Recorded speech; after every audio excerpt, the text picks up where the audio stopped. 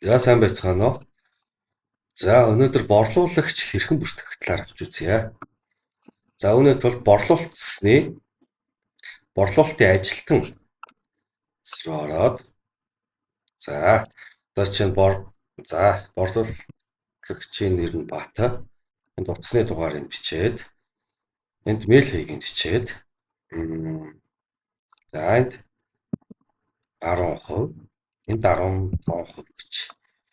Тэгээд 3 сая төгрөг.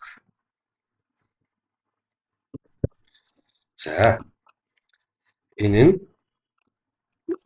юу гэсэн үг вэ гэхээр энэ 10-15% гэсэн нь юу гэсэн үг вэ гэхээр энэ ажилтан бат нь 10 сая төгрөгнөөс одоо доош борлуулалт хийвэл борлуулалтын норм нь 10% бодно.